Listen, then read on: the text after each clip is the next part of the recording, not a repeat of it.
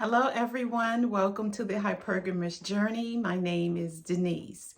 At this channel, we talk about dating for women who are 55 and older who would like to partner, marry a man of a higher social class standing.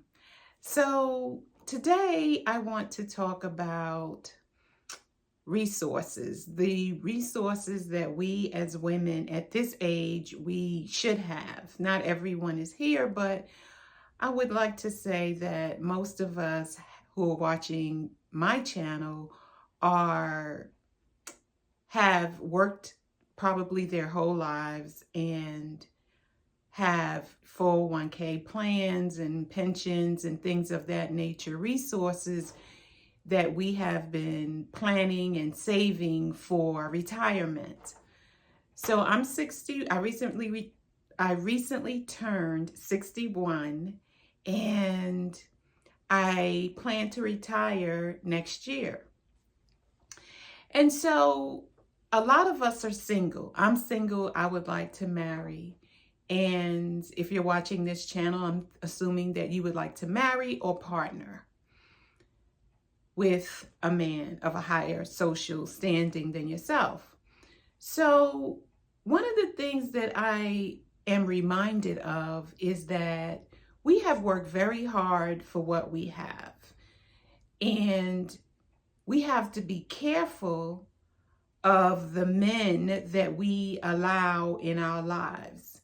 And if you're looking to marry someone, we have to be careful. If you want a romantic partnership with a man, you have to be careful, because to men, some men, not all, but we're talking about some men, we are like a sitting duck. We want companionship, we want affection, we want all the things that a younger woman wants. Except maybe the children. We don't want children because we probably had children. Our children are adults or young adults or almost. And so we want everything except the baby. And so we can be susceptible to, I don't want to say con men. These are just regular guys. They're not trying to commit fraud against us or con us out of anything. But they're just generally good guys who, at this point in their life, because of a divorce, because of, bad financial planning, they are in their 60s as well and not where they thought they would be financially at this age. And some women are like that too. They're not at the financial, they don't have the financial stability that they thought they would have by the time they reached their 60s. So we want partnership. They want partnership. The men, who are age appropriate, they want partnership too, but they may not have been as good or good managers of their money or their financial situation as we have been. So I'm going to narrow it down to a woman and a man. So a man meets a woman that he really likes. They seem to get along, but he doesn't have as many much financial resources as she does. And so she has worked hard and saved and budgeted and everything like that. So she's feeling pretty good about retirement for her. He is pretending he feels good about retirement, but he knows that he hasn't saved. Through divorce, he's lost a lot. So now he's looking for someone at 60 something to build with him, to bring what she has to the table. He brings what he has, and together they can build something together, right? So that's the same logic that these young guys use with the younger women. They're in their 30s. They don't have the high-paying job. Now they're looking for the woman to help build with them. And so we as mature women have to be careful that we don't get with someone who drains our resources. For example, he wants to marry you. He proposes. He can only afford a $2,000 engagement ring or wedding ring, engagement ring, but you really have the taste of 10,000 and that's what you would like because it's bigger, it's prettier, blah, blah, blah. So he can only afford two. You wanted 10,000, so you will put in the difference or somewhere in between. Maybe you'll settle for 5,000. So he puts in two, you put in three, boom, you have your ideal engagement ring. That's how it starts, or one way it could start. Then he's living in an apartment and you live in a house and you think it will be good for him to move in with you. So he moves into your home and you have a modest home. It's not 3, 4, 5,000 feet because the kids are gone. So you have traded down and it's something that two people can live in comfortably. But he wants a man cave in the basement. You don't have a basement. So he starts to complain that, he doesn't have enough room for his clothes and he needs a bigger space and he needs a man cave. And before you know it, you've either added on an extra room to your home or you've decided to finish the basement and he doesn't have the skills to do it himself. So now you have to hire somebody. And so he only has $3,000, if that, to put toward the renovation of the basement, to make it a man cave or to add on a room. And so he only has $3,000 to put to it, but it's going to be 10 to finish it off. So then you put in the other 7. All right. So now you've already loaned him, put in 3 for your engagement ring. You've already put in 7 for the finished basement. So that is 10,000 that you've spent maybe in 3 years or 5 years. Okay. And, now he's complaining that, his car is the problem. His car is this and something's wrong with his car. And it would be nice if he could get a bigger car so we can take the grandkids, his grandchildren and your grandchildren, and we could all be one happy family as we go to, what's that park in Douglasville with the rides and stuff, whatever it's called, Great Adventure. I don't know. I'm from New York, so that's New Jersey, but I think they got something similar down here in Douglasville. So wouldn't it be great to get a new SUV? And, he only has $1,000 to put down on it. And the guy says, the note will be $500, but if you put $3,000 down, then the note will be $200. And so you like, okay, well, I guess I can put it with his. And now you done given him $12,000, $13,000 in 5 years.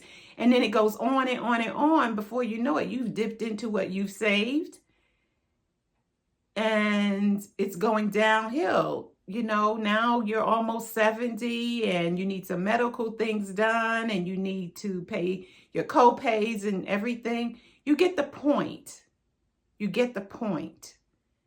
So ladies, be careful of the man that you attach yourself to. On the outside, it looks like you're compatible and things like that. But men, they're looking at 10 years down the road and he's sick. Who is he? Can he depend on you?